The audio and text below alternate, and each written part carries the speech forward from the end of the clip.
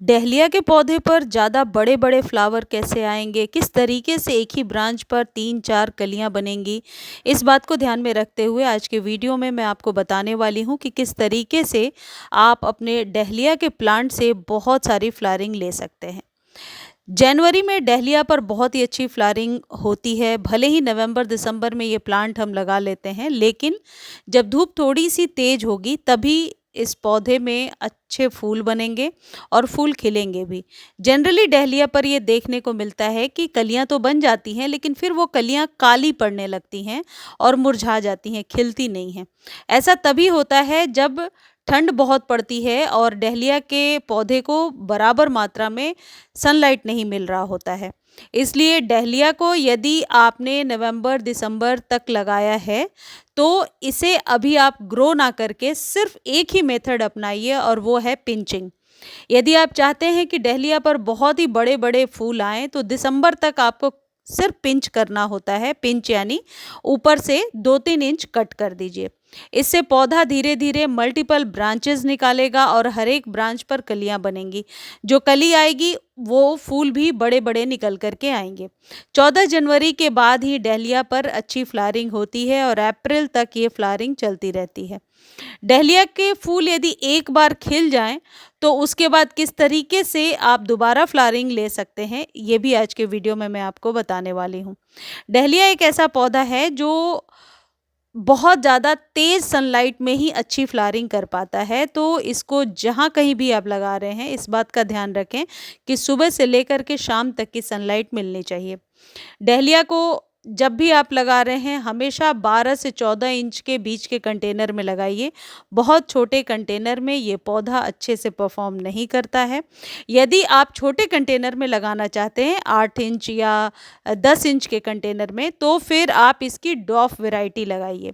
इसमें 2 वैरायटी आती है, एक लॉन्ग वाली और एक डॉफ वैरायटी। डॉफ वैरायटी को छोटे कंटेनर में ही लगाया जाता है और उसमें फ्लावरिंग वैसी ही होती है जैसे कि इन पौधों में होती है, लेकिन डॉफ वैरायटी थोड़ी-सी कॉस्टली होती है। देखिए डहलिया के फूल जब खिल जाते हैं, जब पुराने हो जाते हैं 8 से 10 दिन के, तो कुछ इस तरीके से ये फूल नज़र आते हैं और कई लोग ये पूछ रहे थे कि इसे पिंच कहाँ से करें? ख़ैर ये खुद से टूट गया है, मैंने नहीं तोड़ा है, लेकिन मैं आपको दिखाती हूँ कि हमेशा जॉइंट के पास से ही आपको कट करना है। यानी कि इसके जो फूल होते हैं वो स्टिक में लगे होते हैं, लंबी स्टिक में, तो सिर्फ़ फूलों को कट करके स्टिक को नहीं छोड़ना है, स्टिक को ऐसे जगह से काटना है जहाँ से कि जॉइंट हो यानी कि जुड़ी हुई हो। तभी जब 2 जुड़े हुए जगह से 2 जॉइंट्स के पास से हम काटेंगे, तो वहाँ से नई ब्रांच ले पाएँगे। ये डहलिया को यदि हम पिंच करते जाते हैं यानी कट करते जाते हैं या डेड हेडिंग करते जाते हैं, तो इससे पौधे की लाइफ भी बढ़ जाती है और न्यू ब्रांच जो निकल कर के आता है वो फ्रेश होता है। देखिए मैंने नीचे कट किया था तो वहाँ से 2 ब्रांच आई है और फिर 1 ब्रांच में छोटी-सी कली बनी है। अब बात ये है कि पानी कितना देना है। देखिए डहलिया के पौधे को डेली वाटरिंग की ज़रूरत पड़ती है, लेकिन यदि आपने ज़मीन में लगाया है तो आप 1 या 2 दिन के गैप पर पानी दे सकते हैं। लेकिन गमले में डेली वाटर दीजिए और वेल ड्रेन सॉइल बनाइए। जब कभी भी कलियाँ इस तरीके की बन जाएँ तो कलियों पर किसी तरीके का स्प्रे या पानी मत डालें आप। वो डालने से कई बार वहाँ पर पानी लॉक्ड हो जाता है यानी जमा हो जाता है और फिर पौधा मुरझाने लगता है। पौधा यानी कलियाँ मुरझाने लगती हैं। तो इस बात का विशेष ध्यान रखें कि पानी सिर्फ़ जड़ों में देना है, डहलिया पर बहुत ज़्यादा स्प्रे नहीं करना है। स्प्रे उसी हालत में आप करेंगे यदि आपके पौधे पर किसी प्रकार के फंगस का अटैक हो गया है, तो आप एक अच्छे से फंजीसाइड से हर एक 3 से 4 दिनों पर अपने पौधे पर स्प्रे कर दीजिए। पाउडरी मिल्ड्यू का अटैक अक्सर आपके पौधे पर देखने को मिलता है। एक और कॉमन प्रॉब्लम आती है कि डहलिया के जो पत्ते हैं वो झुके-झुके रहते हैं, मुरझाकर गिरने लगते हैं। ऐसा तभी होता है जब मिट्टी में कंपोस्ट या फिर मैग्नीशियम सल्फेट की कमी होती है।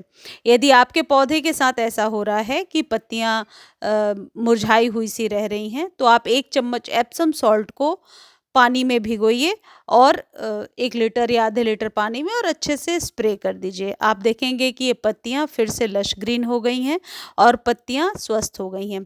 जो एप्सम सॉल्ट है ये बहुत आसानी से आपको नर्सरी पर मिल जाएगा। मैं अपने चैनल पर बहुत बार बता चुकी हूँ कि एप्सम सॉल्ट क्या होता है और किस तरीके से हमारे पौधे पर काम करता है। अब बात करते हैं खाद की। देखिए, डहलिया को हमेशा लिक्विड खाद देना चाहिए। लिक्विड खाद में आप मस्टर्ड केक फर्टिलाइज़र दे सकते हैं और वर्मी कंपोस्ट को पानी में भिगो करके 3-4 घंटे पानी में भिगोइए और उसके बाद उस पानी को यूज़ कर सकते हैं। लिक्विड खाद डहलिया पर हमेशा अच्छा असर करता है।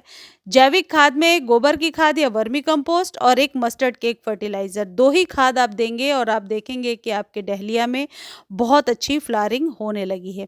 ये जो 4-5 बातें हैं कि गुड़ाई करना और प्रॉपर धूप में रखना, पानी चेक करके देना, फर्टिलाइज़र हर एक 10 टू 15 डेज़ पर देना और पिंचिंग करते रहना। ये सारी चीज़ें यदि आप फॉलो करेंगे तो निश्चित तौर पर आपके डहलिया के पौधे में बहुत अच्छी फ्लावरिंग होने लगेगी। फंगस लगने पर क्या करना है ये भी मैंने बता दिया है। मुझे उम्मीद है जानकारी आपको अच्छी लगी होगी। जानकारी अच्छी लगती है तो चैनल को लाइक, शेयर और सब्सक्राइब कीजिए और इससे रिलेटेड कोई भी क्वेरी है तो आप कमेंट सेक्शन में लिख दीजिए। जितनी जल्दी हो सकता है मैं आंसर दे दूंगी। डहलिया के जो पौधे होते हैं ये बीज से भी उगाए जाते हैं, कटिंग से उगाए जाते हैं या फिर बल्ब से उगाए जाते हैं या फिर आप जाकर नर्सरी से डायरेक्ट ले सकते हैं। बीज से जब हम पौधा उगाते हैं तो इसकी जो स्टेम होती है वो थोड़ी सी वीक रह जाती है। तो बेहतर तरीका ये है, यदि आपको समय बचाना है तो आप डायरेक्टली नर्सरी से जा कर के अभी 50 रुपये का ले सकते हैं और इसे लगा सकते हैं। लगाने के लिए हमेशा 30% का रेशियो रखिए। 30% सॉइल में, 30% कंपोस्ट, 30% सैंड और बाकी के 10% में आप कोई भी मैग्नीशियम सल्फेट जैसे 1 चम्मच या तो एप्सम सॉल्ट मिला लीजिए या फिर स्टोन डस्ट मिला लीजिए जो कैल्शियम की कमी को पूरा करता है और इन मिक्सचर को मिला करके अच्छे से एक वेल ड्रेन सॉइल तैयार कीजिए। मुझे उम्मीद है जानकारी अच्छी लगी होगी। धन्यवाद।